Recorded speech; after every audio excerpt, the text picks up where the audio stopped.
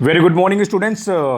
एक पूरा TGT test paper है, कंप्लीट 125 क्वेश्चन का है। इसमें आप अपने आप को चेक करिए और कमेंट बॉक्स में ये भी लिखिएगा कि व्हाट वाज योर स्कोर। अगर आप 85 प्लस जा रहे हैं देन आपकी प्रिपरेशन ठीक ठाक है, कोई दिक्कत नहीं है। और ये एकदम क्लोन टाइप का है। और आज से आपको लगभग जो जितने मेरे पेपर तैयार हैं, लगभग तैयार तो 50 हैं, लेकिन आपको लगभग जो देना है मुझे, मैं टिल एग्ज़ाम आपको रोज़ एक पेपर दे दूंगा।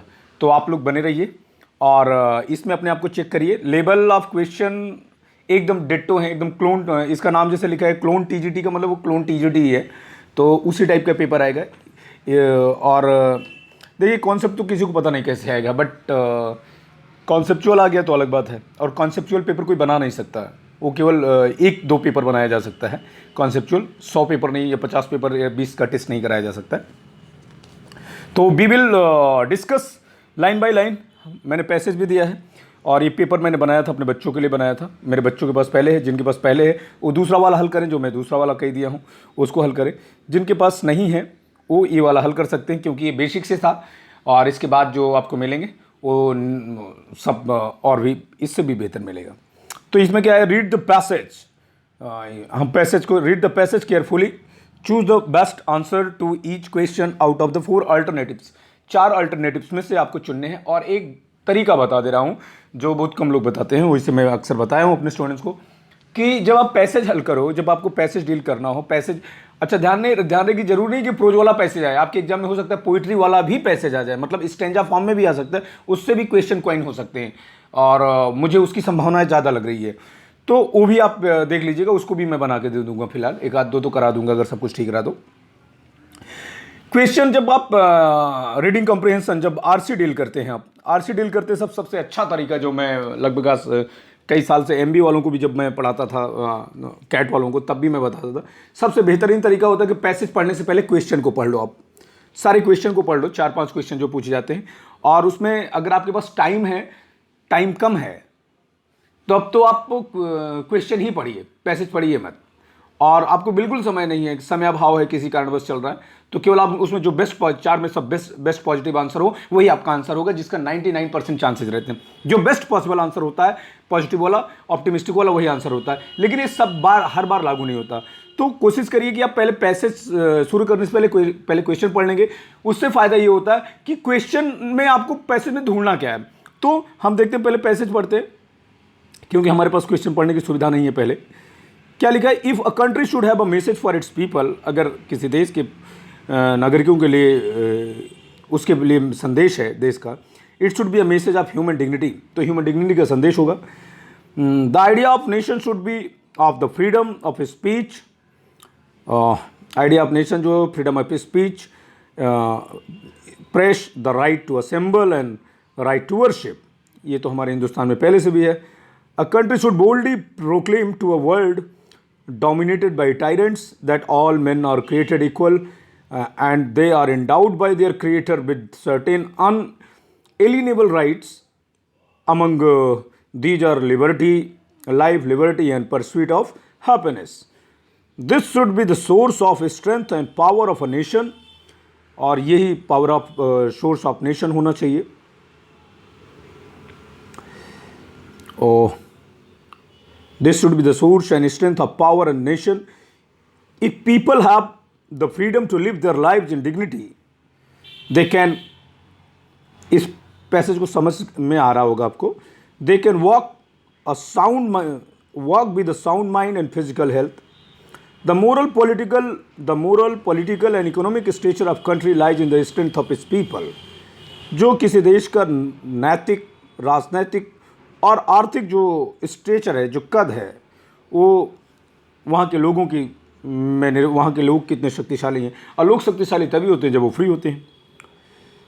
अ nation should strive to be more perfect, not the perfect country where the people are given a promise and hope in their minds to work and cherish liberty, justice and opportunity. We do not always get what we want, हमें हमेशा वो नहीं मिलता जो हम चाहते हैं। It is always better to believe that someday, somehow, some way, we will get what we want. क्या बात है, कितनी ऑप्टिमिस्टिक लाइन बोल दी इन्होंने। ठीक है, ये पैसेज है, this is the passage. You can have a screenshot, complete screenshot ले सकते हैं आप इसको, देन जूम करके दोबारा पढ़ लीजिएगा, इसलिए मैंने इसको मिनिमाइज़ कर दिया। अब हम इसमें देखते हैं, इसमें लिखा है कि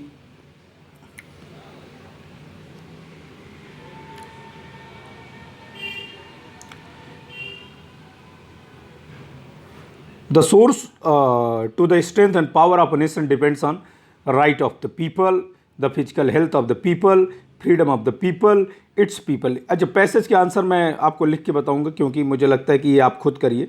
आप यहाँ पर एक अभी अभी आपने देखा था, ये मैं ये दिखा दे रहा हूँ, जहाँ पर लिखा है दिस शुड बी, ये लिखा है ना, this should be the source of strength and power. What is this? All men are created equal and they are endowed with their creator क्या certain alienable rights, unalienable rights, ऐसे rights जिनसे उनको अलग नहीं किया जाता। and among these are liberty and pursuit of happiness, life, liberty and pursuit। ये life जो rights of this should be the source of strength and power of a nation। तो ये होना चाहिए क्या है, the source to the strength and power of a nation depends on the rights of people, the physical health of people, freedom of people, it's people. इसका सटीक answer, इसका सटीक आंसर जो है, आप चलिए बता दे रहा हूँ। इसका सटीक आंसर जो है, आपने पैसे देख ही लिया है तो बताने की ज़रूरत नहीं, आसानी है एकदम। तो यहाँ पर लिखा है this should be the source of क्या, अनएलिनेबल राइट्स। तो यहाँ पर rights of people, rights of people होना चाहिए, राइट्स ऑफ पीपल।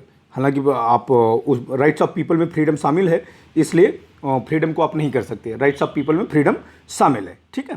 तो हमारा ऑप्शन क्या हो जाएगा, right of the people, rights of the people plural में होगा। क्या है, the ending part of the passage is about hope, promise, want, perfection. वो कह रहा है ना, ओके, उसमें कहता ना बी नेवर वांट व्हाट, ये कि यहाँ एंडिंग पार्ट कह रहे हैं we do not always get what we want. हमें ज़िंदगी में हमेशा वो नहीं मिलता जो हम चाहते हैं, लेकिन कभी ना कभी किसी न किसी तरीके से किसी न किसी दिन हमें वो ज़रूर मिल जाएगा जो हम चाहते हैं। तो ये तो होप की बात कर रहे हैं ना, तो हमारी क्या हो, होप, प्रॉमिस, वांट, परफेक्शन, ये होप की बात हो गई। The passage leads the reader to think about, ये पैसेज लीड करता है रीडर को सोचने के लिए कि देश को क्या ज़रूरत है। Rights of people, rights of people तो मिलते ही हैं, तो कंट्री को ज़रूरत क्या है, ये इसकी ज़रूरत है हमें। Liberty, life, liberty and pursuit of rights are, ये क्या है, ये राइट्स ऑफ ऑल मैन है। भाई सही है, ये राइट्स ऑफ ऑल मैन है, सभी लोगों के अधिकार हैं, और इसी पे सोर्स ऑफ नेशन डिपेंड करता है, ये पहले से पता हो गया आपको।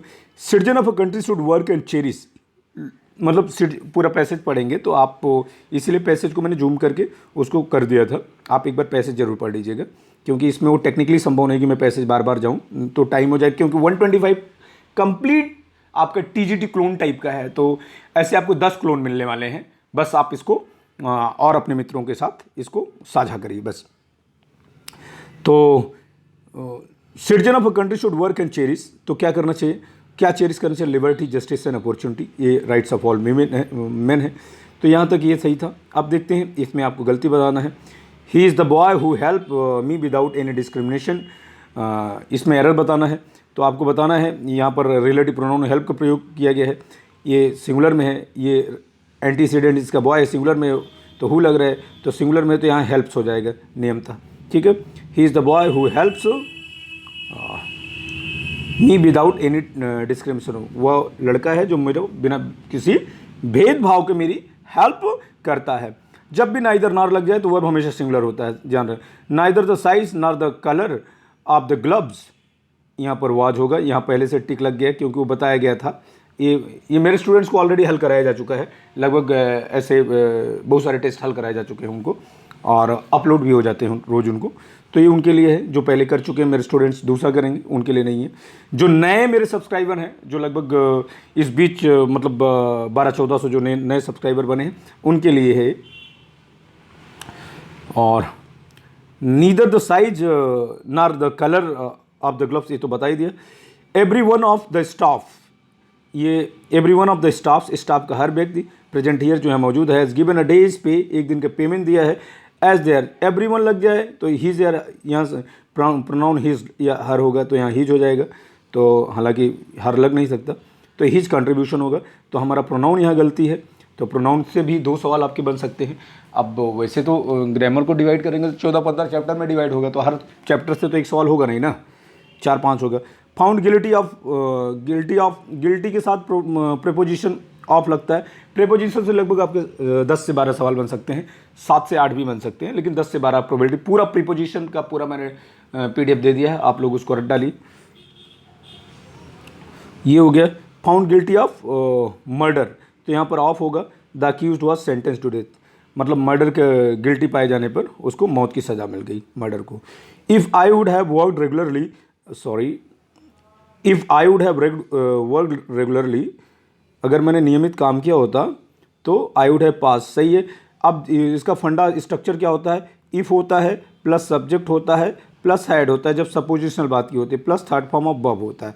उसके बाद क्या होता है, प्लस सब्जेक्ट होता है, would have, could have, should have, plus third form of verb. तो if I had worked regularly, यहाँ पर वुड हैव के स्थान पे क्या हो जाएगा, ये वुड हैव के स्थान पे क्या हो जाएगा, इफ़ आई हैड हो जाएगा, work regularly I would have pass. तो ये सही, यहाँ पर इस पार्ट में गलती है, आपने देख लिया, वुड हैव नहीं हो गया, if I had work regularly. Choose the one which best expresses the meaning of the given word, जो गिवन वर्ड का मीनिंग सबसे बेहतरीन ढंग से एक्सप्रेस करते हैं, आपको ये बताना है। तो हमारे पास वर्ड है रिकैपिचुलेशन।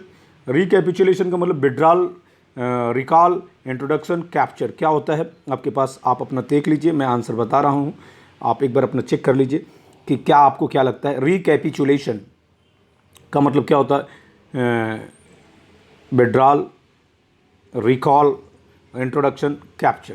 तो आर ऑप्शन इज रिकॉल। वैसे रिकैप्चुलेशन का मतलब होता है समरी करना। जब आप किसी को समरी करेंगे तो रिपीट करेंगे, तो यहाँ रिपीट भी होता है या रीट्रेट होता है या समराइज करना होता है, समरी से मतलब होता तब भी सही हो जाता। तो यहाँ पर रिकॉल से नियरेस्ट मीनिंग में recall is the exact answer, ठीक है। इंट्रोडक्शन क्या होता है, कैप्चर आप जानते हैं, पकड़ लेना। विसरल, विसरा की जांच होती है, आप जानते हैं ये सब। तो अब विसरल का मतलब होता है बॉडीली, इंटेलिजेंट, क्लाउडी, हेवनली। अब आपके पास ऑप्शन 4 हैं, आपका आंसर क्या होगा। विसरा आंतों से संबंधित होता है, विसरल ना आंतड़ी संबंधित होता है, जो इंट्रेल्स वगैरह, तो वो बॉडी से संबंधित हो जाएगा, रिलेटेड टू बॉडी, तो विसरल हो जाएगा। विसरल की स्पेलिंग भी आप याद रख लीजिएगा, ठीक है। ये अमिताभ बच्चन की लाइन आ गई, कॉम्प्लेसेंट, डोंट बी कॉम्प्लेसेंट। हाँ, जब तक दवाई नहीं तब तक ढिलाई नहीं, वो अक्सर बोलते हैं ना। तो विटी मतलब चतुराईपूर्ण, जो बहुत बुद्धिमान हो। सेटिस्फाइड, जो संतुष्ट हो। Confuse, recommend. तो यहाँ पर देख रहे हैं कॉम्प्लेसेंट एडजेक्टिव है, तो यहाँ पर 2 एडजेक्टिव आपको मिल रहे हैं, एक तो विटी और एक सेटिस्फाइड। तो वो कहते हैं, अमिताभ बच्चन कहते हैं ना, डोंट बी कॉम्प्लेसेंट, आप मतलब सेल्फ संतुष्ट मत बनिए कि हो गया, आप ऐसा नहीं है। ये सेटिस्फाइड हो जाएगा, तो हमारा ऑप्शन सेटिस्फाइड हो जाएगा। Creases, the word creases, creases के लिए क्या ऑप्शन है, कंफर्टेबल है, ऑब्सक्योर है, डिलीजेंट है, वेल्थी है। तो आपके पास 4 ऑप्शन है, इसका सिनोनिम देना है। कंफर्टेबल एकदम आप जानते हैं, ऑब्सक्योर जो क्लियर ना हो, डिलीजेंट बहुत परिश्रमी, एसुजुअस होता है, या सेजुलस भी, उसी को सेजुलस भी बोलते हैं, और एसिजुअस भी बोलते हैं, लेबोरियस भी बोलते हैं, हार्डवर्किंग भी बोलते हैं, वर्काहोलिक भी बोलते हैं, वो सारी चीज़ें। अब क्रीसस जो है, लास्ट किंग ऑफ लीडिया था, who was very renowned for his money and wealth, तो क्रीसस उसी से एडजेक्टिव बन गया। क्रीसस का मतलब यहाँ पर वेल्थी से हो जाएगा। ऑपुलेंट होता है, ऑफ्लुएंट होता है, रिच होता है, जानते हैं। नूबो रिच होता है एक, जो नए नए 9 धनाढ़ होते हैं, आप स्टार्ट जिसको बोलते हैं, तो पारवेन्यू भी बोलते हैं उसको, जो नए नए धनी होते हैं। और वेल्थी, वेल हील्ड होता है, वेल टू डू होता है, वेल ऑफ होता है, बहुत सारी चीज़ें होती हैं, सारी बताएं। एंटरप्राइजिंग आपके पास वर्ड है, 1 मिनट, थोड़ा सा इसमें कुछ गिर गया, ठीक है। Enterprising, the word enterprising is, let me, ये हो नहीं रहा है जी, 1 मिनट भाई, क्या हो गया, कोई टेक्निकल प्रॉब्लम की वजह से क्लिक नहीं हो पा रहा है। हाँ, हो गया। एंटरप्राइजिंग जो है, एंटरप्राइजिंग का क्या मतलब है, एंटरप्राइजिंग का मतलब आपके पास ऑप्शन है, a new venture, finding out new ways of doing something is called क्या, doing new experiment, taking up a new job. Enterprising का आपको मतलब बताना है, तो आपके पास 4 ऑप्शन है, this, this and this. So your answer is finding new ways of doing something is called enterprising. ठीक है, नेक्स्ट देखते हैं, choose the word opposite in the meaning of the given word. जो दिया गया शब्द है उसका अपोजिट लिखना है. भाई वैसिलेट का मतलब होता है, क्या होता है देखते हैं. डिसाइड, इसका वैसिलेट का मतलब होता है तो हिचकिचाना होता है, हेजिटेंट जो रहता है किसी काम में. साई, इंज्योर, रिपेल, धक्का मुक्की करना, पुश करना, रिलीव, राहत पहुंचाना. डिसाइड, निश्चय करना. तो जब जो वैसिलेट होगा वो निश्चय नहीं कर पाएगा तो उसका एंटोनिम क्या होगा, डिसाइड, तय करना. तो हमारा ऑप्शन डिसाइड हो जाएगा. एनलार्ज का मतलब होता है बड़ा करना. हाँ, इसका एंटोनिम लिखना है. ग्लोरीफाई का मतलब वही प्रशंसा करना. कंडेंस, छोटा करना. एम्पलीफाई, बड़ा करना. ऑगमेंट मतलब बड़ा करना, बढ़ाना. तो यहाँ पर आप तो पहले ही बता दिया मैंने. तो योर आंसर इज कंडेंस. ठीक है, आप चेक कर लीजिए अपने आप को. ऑब्सिक्यूअस का क्या मतलब होता है आपके पास, इसका एंटोनिम देना है. हमारे पास ऑप्शन है क्लेवर, हमारे पास ऑप्शन है ओपेक, हमारे पास ऑप्शन है केयरफुल, हमारे पास ऑप्शन है डोमिनियरिंग. तो ऑब्सिक्यूअस का मतलब क्या होता है. अब आपके पास 4 ऑप्शन है. चेक योर सेल्फ. Now I am going to let you know the answer. दरअसल क्या होता है, क्लेवर का मतलब कनिंग, क्लेवर का मतलब जो बहुत स्मार्ट होता है, चालाक होता है. ओपेक का मतलब होता है जो ट्रांसपेरेंट ना हो, हाँ, जो अपारदर्शी हो एकदम. केयरफुल का मतलब बहुत सावधान होता है, सतर्क होता है. डोमिनियरिंग का मतलब होता है जो एकदम डिक्टेटर वे में हो, मतलब जो किसी के सामने झुके ना, एकदम एरोगेंट टाइप का हो. ऑब्सिक्यूअस का मतलब होता है एकदम ऑयली हो, जो तलवे चाटता हो, जो मतलब एकदम ऑयली टाइप का हो या फ्लैटरी करता हो. हाँ, ऑयली या अंक्चुअस उसके लिए वर्ड होता है, अंक्चुअस. हाँ, one who is too polite that does not seem sincere. इतना पोलाइट लगे कि सिंसियर ना लगे. तो वहाँ पर ये हो गया कुल मिला के एकदम मिनियन, कृपा पात्र टाइप का बना हो, चापलूसी करने वाला है. डोमिनियरिंग बस एकदम हमेशा डिमांड, एकदम कमांडिंग में रहता है, एकदम ओवरवियरिंग रहता है. वो किसी के सामने झुकता उगता नहीं है, वो डोमिनियरिंग बोलते हैं. तो हमारा ऑप्शन तो यही सही हो जाएगा. फिर ट्रैंक्विल का मतलब आपको एंटोनिम में perpetual, unruffled, disturb, temporal. We have 4 options, perpetual, unruffled, disturb and temporal. Tranquil का मतलब होता है शांत. आप जानते हैं स्पॉन्टेनियस ओवरफ्लो वाला आपने रटा ही है. तो ये ट्रैंक्विल का मतलब शांत होता है. परपीचुअल या उसका क्या बनाना है, आपको ऑप्शन देना है, आपको इसका एंटोनिम देना है. ट्रैंक्विल का मतलब शांत. अनरफल्ड का भी मतलब होता है शांत. तो डिस्टर्ब का मतलब अशांत, ये हमारा ऑप्शन डिस्टर्ब हो जाएगा. टेम्पोरल का मतलब होता है मंडेन या सांसारिक, जो होता है मटेरियल वर्ड से जुड़ा होता है. परपीचुअल का मतलब होता है इंसेसेंट, जो लगातार चलता रहे, निरंतर. अनस्क्रिप्यूलस का मतलब होता है जो विवेकहीन हो, जो एकदम मतलब लंपट टाइप का होता है, जो मतलब एकदम इमोरल हो, जो राइचस ना हो. तो सिंगल माइंड इसका ऑप्शन है हमारे पास. Consensus, superfluous, dedicated. तो इसके लिए हमारा अनस्क्रिप्यूलस, और इसका आंसर, सही आंसर हो जाएगा कंसेंसस. जो अपने अंतःकरण का सही प्रयोग करता है उसे कंसेंसस कहते हैं. जो कंसेंससहीन होकर काम करता है उसे अनस्क्रिप्यूलस कहते हैं. ठीक है, तो आपको ये देना था. Question number 21 to 24 fill in the blank करना है. जैसे आपके पास ऑप्शन है, he is a man of simplicity, he is a man of child like simplicity, childless simplicity, child simplicity या चाइल्डिश. तो अब आपको ऑप्शन भरना है. तो आपके पास 2 प्रॉब्लम आएंगी, ये तो हो नहीं सकते, ये तो हो नहीं सकता. अब इसमें समस्या आ गई. तो जान लो दोनों में अंतर क्या है. चाइल्ड लाइक का मतलब एकदम भोला भाला, इनोसेंट, और सिंप्लिसिटी इनोसेंस है. चाइल्ड लाइक का मतलब बचकाना, और चाइल्ड लाइक का मतलब बचपना. दोनों में अंतर है. बचकाना मतलब जो अनएक्सेप्टेबल होता है, बचपना मतलब तो एक्सेप्टेबल होता है. तो ये चाइल्ड लाइक हो जाएगा. ठीक है, we can distinguish by, distinguish between, distinguish for, distinguish from, right and wrong. यहाँ राइट एंड रॉन्ग के बीच हम अंतर कर सकते हैं. तो इट इज़ डिस्टिंग्विश्ड बिटवीन. ठीक है, अब यहाँ पर देखते हैं, the cold breath of autumn had, जो पतझड़ का एकदम ठंडी हवा है, उसने क्या किया है, आईवी लीव्स को, जो आईवी लीव्स होते हैं उनको क्या किया, एकदम सुखा दी है. तो यहाँ पर हैड लगा है तो थर्ड फॉर्म ऑफ वर्ब होगा. अब आपको देखना है कि third form of verb striking तो हो नहीं सकता, स्ट्राइक भी नहीं हो सकता. अब स्ट्रक दूसरी चीज़ होती है, ये स्ट्रिकन होगा. ठीक है, तो ये क्या होगा, स्ट्रक नहीं होगा बल्कि स्ट्रिकन होगा. तो ये हो गया आपका. यू टेक अ डिसीजन, अब तुम निर्णय लो. The ball is in your, क्या, your court, your net, your garden, your post. हाँ, दरअसल ये अब बॉल इज इन योर, किस में होगा, योर कोर्ट होगा, योर नेट होगा, योर गार्डन होगा, योर पोस्ट होगा, जिससे अब आपको निर्णय लेने का अधिकार है, आप ले सकते हैं। तो एक ईडियम होता है, ईडियम पूरा है, क्या है, the ball is in your court now, अब गेंद आपके पाले में है। कुछ लोग योर पोस्ट बोल देते हैं, वो गलत है, ध्यान रहे। Read the passage carefully and choose, एकदम टीजीटी क्लोन है, बता दे रहा हूँ। Read the passage carefully and choose the correct answer, choose the correct answer to each question out of the 4 alternatives and fill in the blanks. ये 4 alternative दिए हैं, इसमें आपको फिल इन द ब्लैंक्स में भरना है।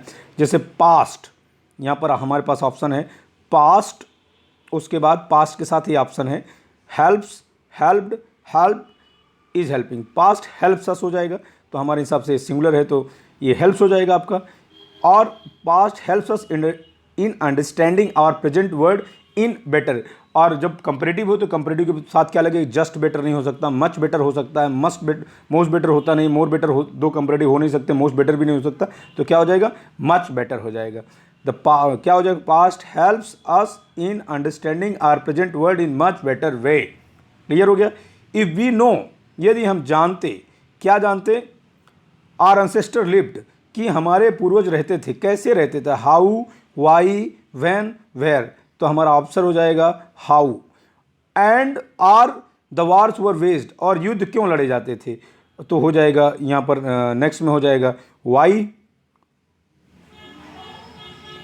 Y wars were waged, we can understand today's world, तो आज की दुनिया को हम समझ सकते हैं, क्या, थोड़ा बेहतर समझ सकते हैं, वेल, बेटर, बेस्ट, और यहाँ पर बेटर हो जाएगा, बेटर समझ सकते हैं। What up today's world better and gate ideas for a, हम आइडिया पा सकते हैं, क्योंकि बेटर है तो कंपेरेटिव ही लगेगा आगे, फेरी, फेरर, फेरेस्ट, कहीं फेरर, फेरर, फेरर हो जाएगा, फिर वहाँ पर ये फेरर हो जाएगा, क्योंकि यहाँ बेटर है तो आगे भी फेरर लगे, वो कंपेरेटिव लगे। व्हाट अपीयर्स टू, जो हमें लगता है एज रॉन्ग टुडे, आज हमें गलत लगता है, कुड हैव बीन राइट, वो उस समय सही हो सकता था। तो अब देखते हैं क्या है, what appears, sorry, what appears, what appears to us, what appears to us, यही सही है। As wrong today could have been right, right हो सकता था कब, could have been right earlier, could have been earliest है हमारे पास, अर्लियर है, अर्ली है, लेटर है, तो यहाँ पर जो हमें रॉन्ग लगता है, could have been right earlier. It is interesting to know how in the past the life of humans, it is interesting to know, ये जानना रुचिकर है कि कैसे इन्वेंशन ने, how inventions in the past improve the life of human, तो यही हो जाएगा हाउ इन्वेंशंस, ये है हाउ इन्वेंशंस इम्प्रूव्ड, क्योंकि पास्ट में सेंटेंस, तो ये यहाँ पर पास्ट वाला है, तो यहाँ पर इम्प्रूव्ड हो जाएगा, इसमें इन्वेंशंस हो जाएगा, तो ये है यहाँ पर है। It is interesting, it is also interesting to know how inventions, option है, इन द पास्ट इम्प्रूव्ड, ये आपका पैसेज था, तो एकदम क्लोन टाइप का था, कोई दिक्कत नहीं है। Find out the correct spelled word, या करेक्टली स्पेल्ड वर्ड जो है आपको बताना है। इंजीनियस, इंजीनियस की स्पेलिंग ये नहीं होती जी, इंजीनियस आपको बताना है, इंजीनियस की स्पेलिंग कौन से सही है, आपके पास इंजेनुअस, इंजेनस, तो आपके पास 4 ऑप्शन है, तो 4 ऑप्शन में आपका कौन सा सही है आपको बताना है। So now by now you might have made up your mind कि आपका आंसर कौन सा है। लेट मी टेल यू, ये तो गलत है, और ये भी गलत है, ये भी गलत है, ये सही है। इंजीनियस का मतलब क्या होता है, स्किलफुल, बहुत, जो अपने काम में बहुत एक्सपर्ट होता है, उसको इंजीनियस बोलते हैं। और इंजेनुअस भी वर्ड होता है, लेकिन इंजेनुअस की स्पेलिंग ये होती है, इंजेनुअस का मतलब होता है एकदम निष्कपट, मतलब एकदम जो इंजेनुअस वर्ड होता है, इसी में ई नहीं रहेगा, इंजेनुअस भी वर्ड होता है, इंजेनुअस, इंजेनुअस का मतलब होता है एकदम ऑनेस्ट एंड सिंपल, मतलब एकदम निष्कपट हो, उसको राइचस जिसको आप कह सकते हैं। तो हमें तो कौन सा करेक्ट है वही ढूंढना था, तो हमारा एक ही करेक्ट है। और नेक्स्ट देखते हैं हमारे पास क्या है, वर्ड है अकोमोडेशन। अकोमोडेशन की स्पेलिंग क्या है, अकोमोडेशन, ACCMO, ACOMO, ACMO, ये अकोमोडेट क्या है, हमारे पास ऑप्शन है, आपको पता है अकोमोडेशन में डबल सी और डबल एम रहेगा, इतना याद रखना। तो ये हमारा ऑप्शन ये सही हो जाएगा। प्लेजरिस्ट की स्पेलिंग जो साहित्यिक चोर होते हैं, मतलब दूसरों का मैटर आपका मैटर लेके। हाँ हाँ, मैंने देखा है, many of people have copied my matter, figures of speech को अपना बना लिया है, क्या कर सकते हैं। तो प्लेजरिस्ट, प्लेजरिस्ट, तो प्लेजरिस्ट ये प्लेगियरिस्ट नहीं पढ़ा जाता, पहले ये जान लो। प्लेजरिस्ट पढ़ा जाता है, प्लेजरिस्ट की स्पेलिंग क्या है, प्लेजरिज्म होता है। और ये हमारा ऑप्शन, ये हमारे पास 4 ऑप्शन है और हमारा ऑप्शन ये सही है, ठीक है। प्योरिटेनिकल जो एकदम स्ट्रिक्ट होता है नियम कानून का, एकदम स्ट्रिक्ट डिसिप्लिनेरियन होता है, तो उसको प्योरिटन की स्पेलिंग क्या है, प्योरिटेनिकल। तो ये प्योरिटेनिकल की स्पेलिंग आपको ये पता होगा, सही ये है, ठीक है। इतना आपका सही है, ठीक है। यहाँ पर 1 वर्ड सब्स्टिट्यूशन है, पूरा कंप्लीट टेस्ट है, आप परेशान मत होइए, पूरा कंप्लीट टेस्ट। आप अपने धैर्य के साथ अपना क्वेश्चन अपने आप को चेक करिए कि आप कहाँ पर स्टैंड हैं। अगर 85 प्लस जा रहे हैं then you are very good. अगर आप 95 प्लस जा रहे हैं then your selection is done. अगर आपने इसके पहले पेपर, अगर आप मेरे स्टूडेंट हैं तो आपको तो आप तो 100 नहीं 125 कर लेंगे ना, क्योंकि आपको तो बता दिया मैंने।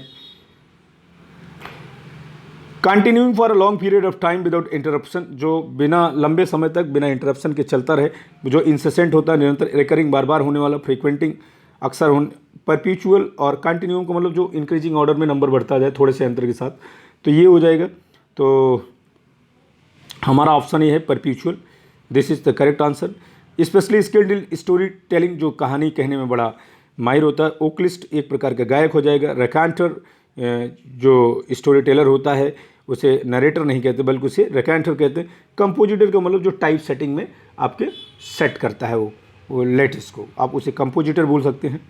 तो ये हो गया हमारा रेकांटर। रेकांटर की स्पेलिंग भी याद कर लेना, बहुत ही ज़्यादा ज़रूरी है जानना। उसके बाद अ मैन, एक ऐसा इंसान हेल्प्स होगा, हेल्प नहीं होगा, हेल्प्स होगा।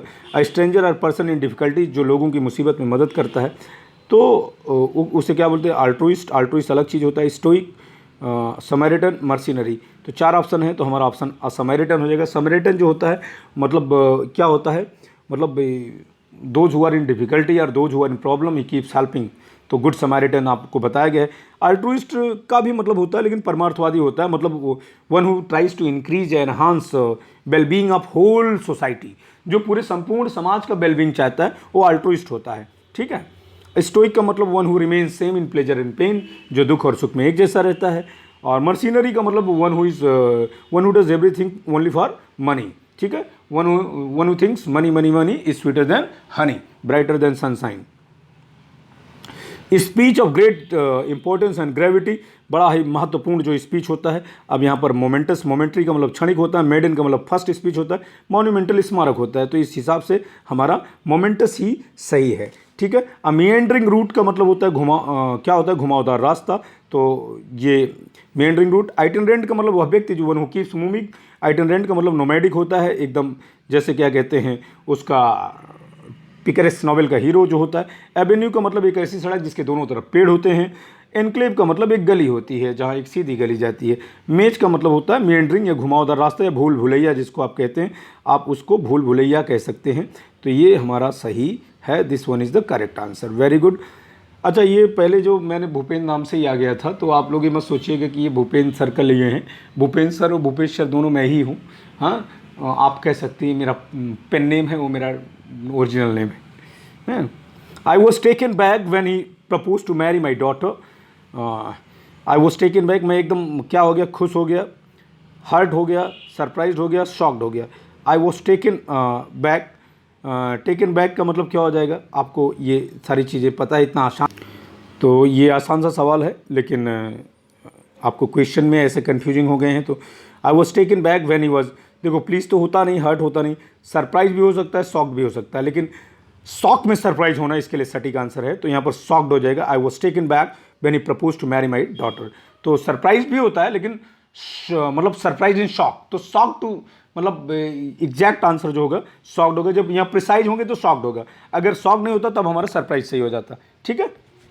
हाँ, दोनों चीज़ें मैं बता दे रहा हूँ, नहीं तो आप कुछ लोग कुकू करने लगते, सर ये नहीं ऐसा है, ऐसा नहीं, कंफर्म करते नहीं है, तो ऐसे ही हो जाता है। तो आपको जो भी दिया जा रहा है वो ऑथेंटिक व्यक्ति दे रहा है ऑथेंटिक चीज़ों से दे रहा है, तो आप इसको देख सकते हैं। ऑल द सिर्फ मेरा सीरीज़ आप देख लीजिए, आई एम डैम श्योर कि यू विल क्रैक, और ना कर पाए आपकी किस्मत है। किसी को मेरी सीरीज पूरी याद ही नहीं है। He had to eat a humble pie, ये he had to eat a humble pie, यहाँ पर ये सुपरफ्लूअस घुस गया था। फॉर हिज इंटेंस रूडनेस, अपने बुरे व्यवहार के लिए उसे क्या करना पड़ा, अपने मॉडर्न बिहेवियर, मॉडर्न की स्पेलिंग गलत है, इसको रेक्टिफाई कर लीजिए। Suffer humiliation, he had to eat humble pie for his intense rudeness, suffer humiliation, determine earn praise, earn praise तो है नहीं, उसे शर्मिंदगी झेलनी पड़ी। He had to eat a humble pie मतलब to feel sorry for the mistake you have done, जो गलती आपने करी है उसके लिए सॉरी महसूस करना ही या फील करना ही टू ईट अ हम्बल पाई। ध्यान रहे, ईट अ हम्बल पाई में आ लगा रहेगा। कभी कभी ऐसा भी हो सकता है ईट अ हम्बल पाई में आर्टिकल ए मिसिंग कर दें। ज़्यादातर में 2-3 एग्जाम में मैंने देखा आ मिसिंग करके दिया था, लेकिन उसमें करेक्शन नहीं पूछा था, उसमें सीधा सीधा उसका मतलब पूछा था। जो मतलब पूछा है तो भाई उसमें ज़रूरत ही नहीं है, लेकिन ईट अ हम्बल पाई होता है, ईट हम्बल पाई नहीं होता है। नेक्स्ट है she played ducks and drakes with her money, उसने अपने पैसे के साथ डक्स एंड ड्रेक्स किया।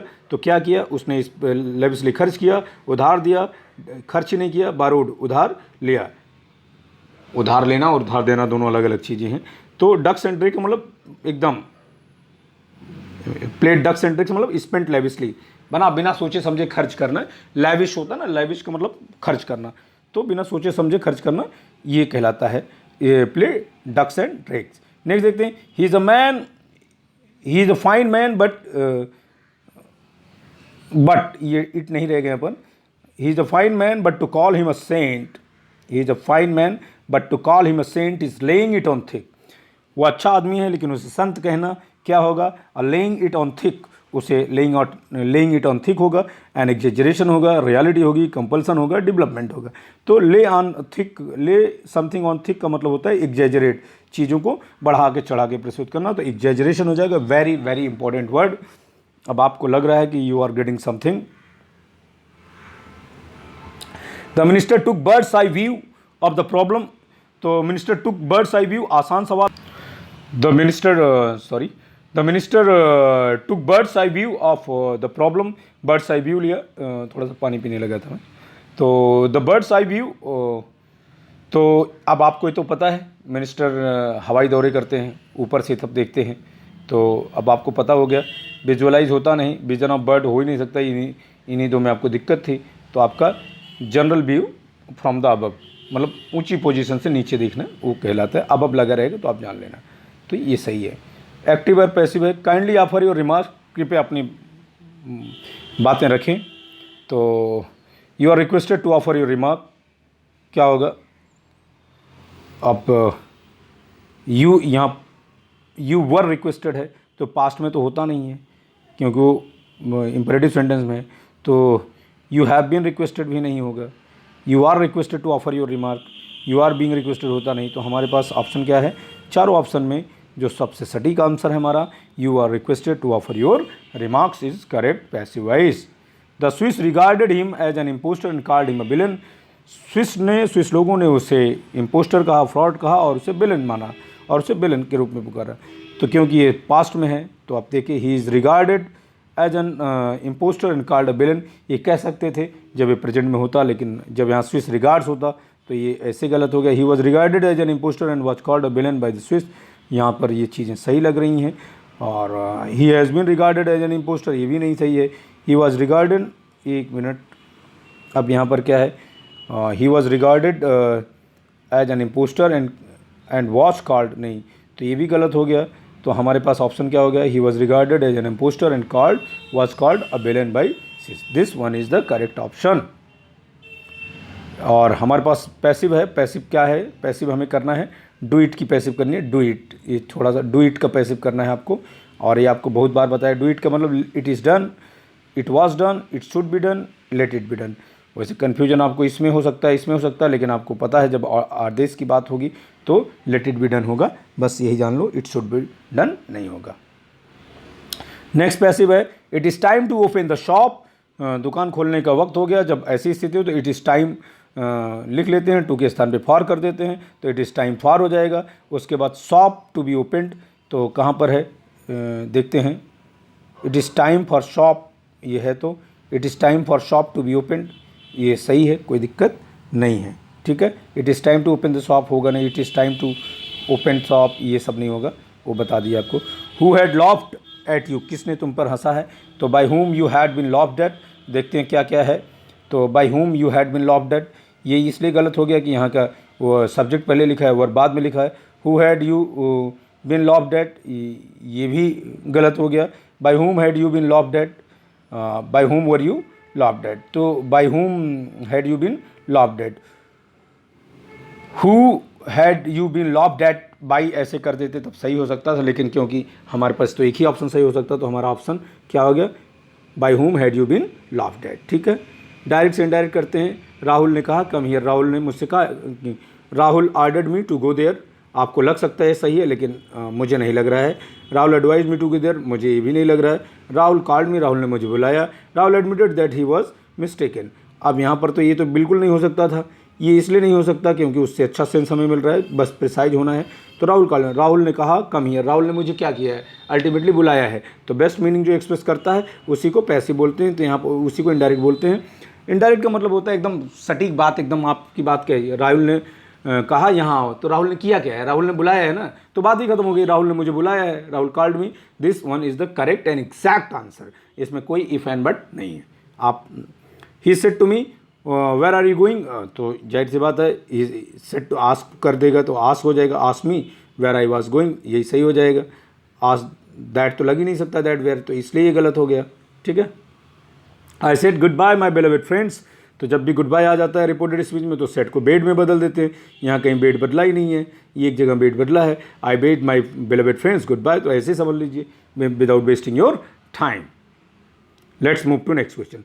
आई डू नॉट एग्री, किसी व्यक्ति से एग्री होते हैं तब विद लगता है, किसी उसके आइडियाज़ से एग्री होते हैं तो टू लगता है। I do not agree to your proposal, ये टू योर होना चाहिए, ये यू लिखा है जो वो योर प्रपोजल होगा, वो टाइपो है, आप समझ लीजिए। तो I do not agree to your proposal, ये हो सकता है, ठीक है। Agree to your proposal, agree with a person. We heard it our meeting, हमने इसे अपनी मीटिंग के दौरान सुना, हियर के बाद of, we heard it of during our meeting, तो ये हमारा ऑप्शन सही हो जाएगा। Pick out the correct word चुनना है। Rome was not built in a year, Rome एक दिन में नहीं बना था। कुल मिला के हथेली भी सरसों नहीं उगता वाला जो है, जब आप एलटी देंगे तो इस तरीके से सवाल आएंगे। Rome was not built in a year, in a century, in an hour, in a day, तो आप जो सही जो कहावत है वो इन अ डे है। और जो स्टिल वाटर्स रन डीप जो है, स्टिल वाटर्स रन डीप, ये इसमें पूछ रहा है स्टिल वाटर्स रन डीप में स्टिल क्या है, तो शांत पानी, तो पानी की विशेषता बता रहा है, एडजेक्टिव है, तो ये जो है एडजेक्टिव है स्टिल यहाँ पर। और ये जो दरअसल हेनरी सिक्स्थ पार्ट 2 में एक लाइन आता है, स्मूथ रन्स द वाटर ना, वो मैं 2-3 बार बता चुका हूँ, फिर बता, smooth runs the water where the brook is deep, smooth runs the water where the brook is deep, वहाँ पर की लाइन से उसी से इंस्पायर्ड है स्टिल वाटर्स रन डीप ना, तो असली लाइन शेक्सपियर से इंस्पायर्ड है, तो ये कहावत है एक प्रकार की। ये हो गया। द सिंगुलर ऑफ क्राइसिस, आपको पता है क्राइसिस का सिंगुलर क्या होगा, क्राइसिस हो जाएगा, क्योंकि जहाँ पर जैसे एनालिसिस होता है, हाँ, या एनालिसिस होता है जहाँ पर एस आई एस आता है उसका प्लूरल एस ई एस कर दिया जाता है, जैसे बेसिस होता है तो बेसिस कर देते हैं, तो क्राइसिस का सिंगुलर पूछना है, ये हो जाएगा crisis. A group of egg is called, अंडों के समूह को क्या कहते हैं, अंडों के समूह को क्लच बोलते हैं, बैच बोलते हैं, डेन बोलते हैं, ब्रूड बोलते हैं, तो जो चिकन होते हैं उनको समूह को ब्रूड बोलते हैं, हाँ, और चोरों के समूह को डेन बोलते हैं। रोटी अगर एक साथ सेंकी जा रही है उसके समूह को बैच बोल सकते हैं, बैच स्टूडेंट्स का भी होता है। अंडों के समूह को क्लच बोलते हैं, ये आपको कई बार बताया जा चुका है। What is the opposite of hyperbole, hyperbole not hyperbole या हाइपरबोल, तो हाइपरबली का अपोजिट क्या है भाई, अपोजिट मायोसिस होता है, ठीक है, अपोजिट मायोसिस होता है, हाइपरबली का अपोजिट मायोसिस होता है, ठीक है। तो मायोसिस है नहीं, वही meiosis is a kind of litotes, तो वो लाइटोटीज या अंडरस्टेटमेंट जिसको कहते हैं, तो लाइटोटीज इसका सही आंसर हो जाएगा। मेटाफर क्या होता है, अपोस्ट्रोफी क्या होता है, अपन आपको पूरा फिगर ऑफ स्पीच का 2.5 घंटे का वीडियो है, 2 पार्ट में है, एक में लगभग 1.25 घंटे, एक में 30-40 मिनट है। ठीक है, इस तरीके की चीज़ें आप वहाँ पर जाके देख सकते हैं।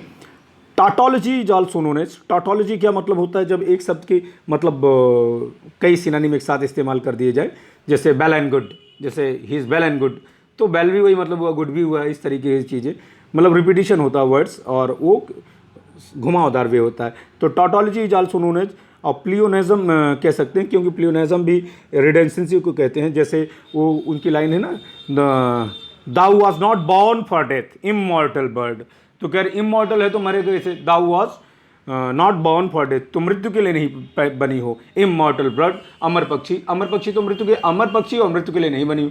तो ये थोड़ा सा प्लियोनेज़म या रिडेंडेंसी, इसके लिए दूसरा वर्ड रिडेंडेंसी हो सकता है। पूरा मैंने बताया है भाई, किसी न किसी वीडियो में पूरा डिटेल दिया होगा। हाँ, प्रोसोडी क्या होता है आपको पता है, pun, play on words, rhetoric, art of speaking persuasively is called rhetoric.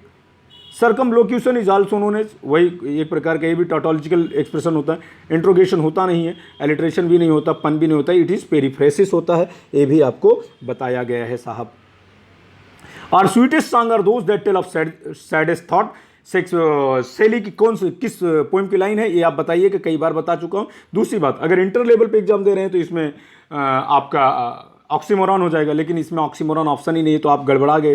पन, सिमली, ये ब्रीफ पॉइंटेड सेइंग, हाँ, having antithetical ideas just to arrest our attention, आप समझ गए ना। Art lies in concealing art ना, heard melodies are sweet but those unheard are sweeter, इसमें epigram type का है, तो एपिग्राम यहाँ पर हमारा हो जाएगा, एपिग्राम हो जाएगा। दरअसल एक लाइन में कई फिगर ऑफ स्पीच हो सकती है। तो बेथोस क्या होता है, एंटी क्लाइमेक्स, आप जानते हैं, जैसे किसी को बहुत बढ़ा के घटा देना, जैसे मैं कहूँ अरे आप तो एकदम कैसे, जैसे मैन, मंकी, लैपडॉग, पैरट्स, पेरिसॉल, जैसे पोप की लाइन है ना, मैन, मंकी, लैपडॉग्स, पैरट्स, पेरिसॉल, पहले आदमी, फिर मंकी, फिर लैपडॉग, फिर पैरट, मतलब हाई से लो। बेथोस का मतलब डेप्थ होता है, दरअसल हाई टू लो। उसके बाद है lowliness is young ambition ladder, very very important line, रट डालो, इसको आने के चांसेस पूरा है। ये कहा किसने, पहले ही बता दूं, ये एक्ट 2 सीन 1 में ब्रूटस कहता है, जब वो मंथन कर रहा होता है कि सीजर को मारने में उसको भाग लेना चाहिए नहीं लेना चाहिए, तो कहता है कि ऐसे ही लोग बन जाते हैं, क्या हो जाते हैं, लोलीनेस इज, लोलीनेस मतलब विनम्रता जो है, वो नवयुवक और महत्वाकांक्षी लोगों के लिए सीढ़ी का काम करता है। जब वो सफल हो जाते हैं तो वहाँ से पीठ दिखा देते हैं लोगों को और अपने स्वार्थ में बिजी हो जाते हैं। इस तरीके की बातें यहाँ पर मेटाफर फिगर ऑफ स्पीच है। ये ब्रूटस कह रहा है किसके बारे में, जब वो सीजर के बारे में मंथन कर रहा है, तो इसलिए कहता है लेट्स किल हिम, बाद में वो डिसाइड करता है उसे मारा जाना चाहिए। ठीक है, वो कहता है ना, but it is common proof that lowliness is young ambitions ladder, ये पूरी लाइन है उसकी। और ये ब्रूटस कहता है, जूलियस सीजर में कहता है, बता दे रहा हूँ, एडिशनल जानकारी थी। In As you like It who said to whom the following, अरे ये भी बताना पड़ेगा, all the world is stage, क्या बात है, हाँ, and all the men and women merely player, they have their exits and entrances, हैं, तो और his age being 7 ages of, इस तरीके का जो पूरा है। तो कौन कहता है, in As you like It all the world is stage, इतना फिलोसफिक वे कोई एक्ट 2 सीन 7 में कहता है, कई बार बता चुका हूँ। जैक्स कहता है, मेलंकलिक जेक्स कहता है, टूड्यूक सीनियर कहता है, क्या कहता है, all the world is stage, all the men and women merely player, they have their exits and entrances, one man in time plays many parts, his age being मतलब हिज लाइफ बिंग 7 एजेस, इस तरीके का जो है। और 7 edges में क्या क्या है आपको बताया है पहले, लास्ट में से पहला बचपन में है प्यूकिंग एंड म्यूलिंग, हाँ, फिर स्कूल बॉय, फिर लवर, फिर सोल्जर, हाँ, फिर स्पेक्स वाला, फिर एकदम लूज डाउन उन वाला, फिर लास्ट में क्या हो जाता है आप जानते हैं, दांत रहित, आँख रहित, स्वाद रहित। तो ये कौन सा है, जेक्स कहता है, ड्यूक सीनियर से कहता है, in Julius Caesar after Brutus presume death his wife Portia, उसकी पोर्सिया रीमैरी कर लेती है, commit suicide, goes into hiding, goes mad, वो सुसाइड कर लेती है, supposedly it is said by putting burning coal in her mouth, इस तरीके की बातें हैं। और पोर्सिया जो है बहुत बहादुर महिला थी, उसने अपनी मैनली पावर को दिखाने के लिए अपनी जांग में, अपने थाई में चाकू से मार लिया था कि वो जानना चाहती थी कि why Brutus is thoughtful, why he is a melancholic, she wanted to know, but वो बता नहीं रहा होता है, इसलिए वो कहती है मैं किसी को नहीं बताऊंगी। अब यहाँ पर क्या मामला है, ये हमारा आंसर ये हो गया। Kill Claudio who made this demand in which play of Shakespeare, तो ये डिमांड ओफिलिया ने हैमलेट में नहीं किया है, हाँ, ओलिविया ने 12th नाइट में भी नहीं किया है, Jessica in merchant of Venice में नहीं, बिएट्रिस ने किया है मच अडू अबाउट नथिंग में। बर्ट्राम से कहती है वो एक्ट 4 सीन 1 में, जब क्या कहते हैं हीरो को, जो हीरो उसकी चचेरी बहन रहती है बिएट्रिस की, उसको क्लाडियो उस पर चरित्रहीनता का आरोप लगाता है और उस आरोप से उसका बाप लिनाटो और वो बेहोश हो जाती हैं और वो पूरा एकदम अनकॉन्शियस हो जाती है। तो वो बहुत गुस्साती है कि वो अपने प्रेमी कहती है जाओ अगर कुछ करना है तो यही करो। तो बिएट्रिस कहती है किससे, बर्ट्राम से कहती है, ठीक है। तो एक्ट 4 में कहती है, कई बार बता चुका हूँ, the conflict between desire and vengeance and voice of conscience leads to the downfall of the tragic protagonist. किस में करता है भाई प्रोटैगनिस्ट, वो हैमलेट ही करता है, हाँ, डिजायर एंड वेंजेंस के बीच। तो ये Hamlet, Macbeth, Antony and Cleopatra, Othello, तो हमारा हैमलेट है, मैं पहले ही बता चुका हूँ। In the Tempest Prospero frees Ariel from witch Sycorax but enslaved, वो किसको इंस्लेव कर देता है, स्टीफेनो को नहीं करता, बोस्वेन को नहीं करता, कैलिबन को कर लेता है, ट्रिंक्यूलो या कैलिबन को कर लेता है, ठीक है। Where was Hamlet studying when he was summon to Denmark on the death of his father. Wittenberg university कहाँ पर है आप जानते हैं, फ्रांस में है नहीं, हाँ, एथेंस के लोग दुनिया के सबसे ज़्यादा सिविलाइज लोग थे, इंग्लैंड में भी नहीं है, इट इज़ इन जर्मनी, ठीक है। The quality of mercy is not strained, it droppeth the gentle rain from the heaven upon the place beneath it, हाँ, it is twice blessed, it blesseth him that gives him and that takes. क्या बात है। Portia कहती है, merchant of Venice कहती है, act 4 में कहती है, सीन 1 में कहती है रड लेना। मैं एक इंटरव्यू दे रहा था, उसमें उन्होंने मुझसे पूछा था, ठीक है ये आपने सुना तो दिया 14 लाइन, लेकिन ये एक्ट और सीन बता दीजिए तो मैं आपको जान जाऊँगा, तब मैं जान लूँगा कि आपने मर्चेंट ऑफ वेनिस पढ़ी है। तो मैंने बता दिया, इंटर में था भी, हाँ। तो ये ज़्यादा जानने की ज़रूरत नहीं है, यही किया है। तो आप देखते हैं क्या क्या है। The still sad music of humanity is a line from, बताने की जरूरत नहीं है भाई, टिंटर नेबी बहुत इंपॉर्टेंट है भाई, हाँ, समझ रहे हैं कि नहीं। Tintern Abbey is very very important poem. अब समझ लीजिए कि इसको हराल्ड ब्लूम ने क्या किया, a miniature of philosophical and autobiographical epic कहा था इसको। हराल्ड ब्लूम ने कहा था a miniature of philosophical and autobiographical epic, समझ लीजिए। उसे उसको मतलब इतना इम्पोर्टेंट इसके लिए, टिंटर नेबी के लिए लाइन बहुत लोगों ने बोला है। किसी ने तो ये भी कह दिया है कि मतलब ये तो सुपर्ब एक्सप्रेशन है, लेकिन अनविजडम का क्या बात है। ये क्रिटिसिज्म है कि प्रशंसा है, मैं समझ नहीं पा रहा हूँ। अभी बताऊँगा, एक सवाल डाला हूँ मैंने। तो टिंटर नेबी की लाइन है, आप सब ये जितने चारों पोएम है ना, चारों पोएम लाइन बाय लाइन एक बार देख के चले जाइएगा। और इसमें टिंटर नेबी में 3 स्टेजेस दिखाए गए हैं, समझ रहे हैं कि नहीं, 3 स्टेजेस दिखाए गए हैं। एक तो सेंसुअस दिखाया गया है। पहला जो है 3 स्टेजेस ऑफ ग्रोथ दिखाया गया है।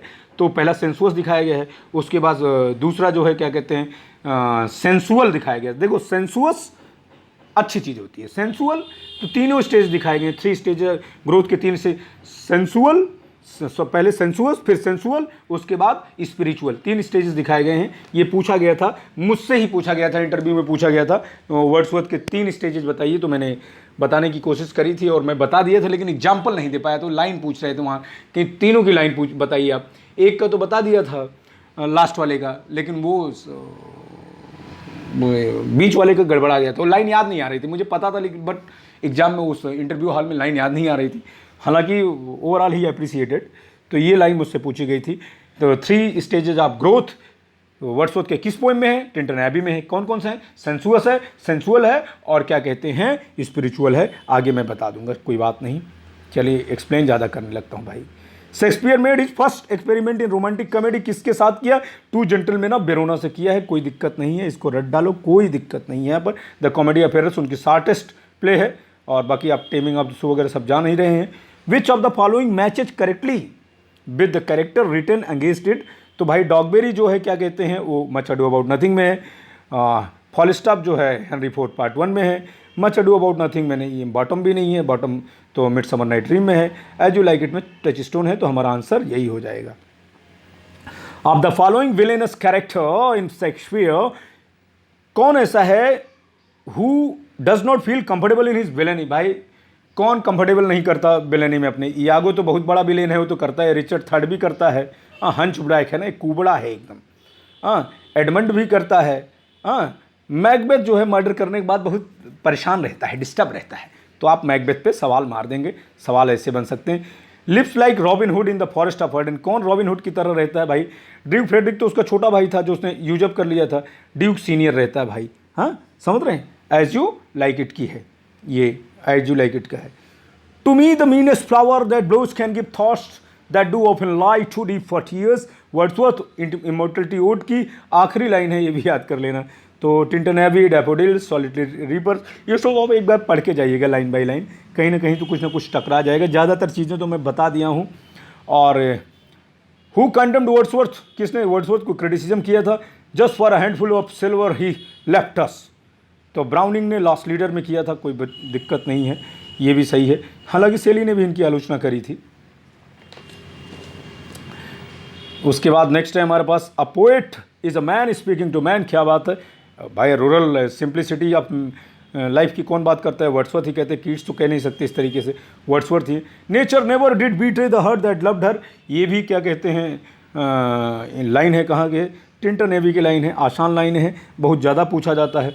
हाँ, the alternative title of the Ruth is the influence of nature, the influence of earth, the earth, nature and, जैसे द इन्फ्लुएंस ऑफ नेचर नहीं, बैड इन्फ्लुएंस ऑफ नेचर आप कह सकते हैं यहाँ पर, क्योंकि रुथ को छोड़ के उसका हस्बैंड चला जाता है। हाँ, रुथ अनाथ बच्ची रहती है, 7 साल की रहती है, इस तरीके का है। आप इसको देख लीजिएगा, पोएम एक बार देख लेंगे तो अच्छा आप करके आएंगे। कई बार बताया अभी मैं, the excursion is in, excursion कितनी किताब में? 9 बुक्स में। 9 बुक्स में 9 का नाम बताइएगा, मैं 4-5 बार बता चुका हूँ ये बात, 9 का नाम बता दीजिए। हाँ, 9 बुक्स का नाम आप कमेंट बॉक्स में लिखिए, और कमेंट बॉक्स में ये भी आप लिखिएगा कि how many questions you actually attempted, जो आपको आ रहे थे, मतलब अटेम्प्ट मतलब आ रहे थे, नहीं आ रहे थे मतलब वो अटेम्प्ट नहीं कर पाएंगे, करेंगे तो वो गलत ही होगा। हाँ, who calls Wordsworth the historian of Wordsworth शायर? जेम्स रसेल लविल ने कहा है, क्या बात है, ये सैमसन कॉम्पटन रिकेट ने नहीं कहा है। The only sonnet of love sonnet of Wordsworth, केवल एक ही लव सोनेट लिखा है उन्होंने, why are thou silent dear wife. हाँ, बेलेडिक्शन तो ये है, वाई आर दाउ साइलेंट, यही है, यही एकदम सही सोनेट है, ये लव सोनेट है। Which is Wordsworth first volume of poetry, ये भी बताना पड़ेगा। हाँ, इवनिंग वॉक और डिस्क्रिप्टिव स्केचेज, हाँ आपको पता है, लेकिन फिर बता दिया जा रहा है। लिरिकल बैलेंस फर्स्ट केम इन, अब ये भी बताना पड़ेगा तो दिक्कत हो जाएगी। ठीक है, देखो कुछ सवाल तो सरल आएंगे ही ना। हाँ, Wordsworth died in 23 April 1850, date सही याद कर लो, 23 अप्रैल 1850। आन शेक्सपियर, ये थोड़ा सा सन गलत है भाई, ये 1630 होना चाहिए। हाँ, आन शेक्सपियर इज़ रिटन बाई, अब आपको पूरा खाचा तो बता दिया कि किसने क्या लिखा है। आन शेक्सपियर, ये पूरी लाइन तो मेरी बुक के पहले ही पेज पे है कि Thomas Hardy wrote a poem to Shakespeare, Arnold ने पोएम लिखा शेक्सपियर, मिल्टन ने लिखा ऑन शेक्सपियर जो 1630 में। ठीक है, तो मिल्टन इसमें ऑप्शन में, मिल्टन तो आगे होगा तो मिल्टन हमारा सही हो जाएगा। John Milton's Lycidas is an elegy on, किस पे एलिजी लिखी है भाई? लिसिडस एडवर्ड किंग पे। एक ऑप्शन आपको किंग एडवर्ड करके भी दिया जा सकता है कंफ्यूज करने के लिए, तो आप कंफ्यूज मत होइएगा। जो रॉयलिस्ट थे, जो समर्थक थे in the age of Milton, उनको क्या कहा जाता है? जो रॉयलिस्ट थे वो कैवालियर्स थे, चार्ल्स के समर्थक थे, और ये क्रॉमवेल के समर्थक थे, आप कह सकते हैं। John Milton wrote Paradise Lost immediately after Shakespeare death, संभव ही नहीं है, और तब 8 ही साल के थे ना शेक्सपियर, 1616 में अगर मरते हैं तो 8 ही साल के तो थे, जॉन मिल्टन तो लिख ही नहीं सकते थे। After king Charles second restoration 1660 के बाद 1665 में कंप्लीट किया था, तो ड्यूरिंग कॉमनवेल्थ और बिफोर कॉमनवेल्थ, तो यही ऑप्शन हमारा सही हो जाएगा। ठीक है, कोई दिक्कत नहीं है, आप इसको कर सकते हैं। John Milton wrote Paradise Lost, ये तो बता दिया। अब नेक्स्ट देखते हैं, who inspired John Milton to portray the रिवेल इन हिज पैराडाइज लॉस्ट? ऐसा माना जाता है कि क्रॉमवेल से, ओलिवर क्रॉमवेल से काफ़ी प्रभावित थे कि उन्होंने उसने रिवेल के, मतलब आप देखिए ओलिवर क्रॉमवेल भी लगभग वही करते हैं, मतलब सैटन वाली क्वालिटी में रिवेल करते हैं राजा के खिलाफ। तो आप यहाँ भगवान को अगर राजा माने तो सैटन उस तरीके का काम करते हैं। यहाँ Oliver Cromwell is the correct answer. Nothing is here for tears, nothing to wail, कई बार पूछ चुका हूँ। Or knock the breast, no weakness, no contempt, dispraise or blame nothing but well and fair and what may होगा, what may quite us in a death so novel, तो कई ने इसी को कॉपी किया था पहले से पेपर में, तो उन्होंने ऐसे कॉपी। सैमसन एगोनिस्ट की लाइन है, ठीक है, जो ये सैमसन एगोनिस्ट की लाइन है, आप एक बार देख लिए। Fame is no plant that grows on mortal soil, this is a line from Lycidas. Lycidas की लाइन है, और लिसिडस के फीवस जो खिलता है, तो ये लिसिडस की लाइन है। The portrait of mister WH, portrait of mister WH जो है 1889 में एक शॉर्ट स्टोरी आई थी, भैया इन्होंने लिखा था, उनका नाम है ऑस्कर वाइल्ड। ये सारी चीज़ जब सैमुअल जॉनसन, चार्ल्स रैम, इस सबने नहीं लिखा था, तो आपको ये पता है, ठीक है। नेक्स्ट देखते हैं। Comus was presented in the honour of the, किसके सम्मान में था? Earl of Bridgewater, Earl of Southampton, Earl of Surrey, none of this, it was Earl of Bridgewater. Satan in Paradise Lost has been compare to moon, polestar, sun, leviathan, आपको पता ही है। Samson Agonistes is a tragedy based on Sophocles model, तांथेज model, Homer model, ये Greek model Sophocles model पे था, तो आप कह सकते हैं। Galsworthy began his literary career as From the four Winds पहले आई थी, तो आप समझो शॉर्ट स्टोरी या नॉवलिस्ट टाइप का, तो नॉवलिस्ट के रूप में उन्होंने लिटरेरी करियर शुरू किया है उन्होंने। Who is given solitary punishment in the justice, ये जो फॉल्डर कैरेक्टर है वही है। एडवर्ड क्लीमेंट, मौनी, ये सब नहीं है, ये हमारा ये है। Galsworthy's work that earned him name and fame by Forsyte Saga, से उनको बड़ा नेम एंड फेम मिलता है। इसका सीक्वल मॉडर्न कॉमेडी, और उसके बाद एंड ऑफ चैप्टर जो आता है ये आप जानते हैं, हाँ, तो इसी से उनको बड़ा नाम और फेम मिलता है, तो आप ये सब चीज़ें आप जानते हैं।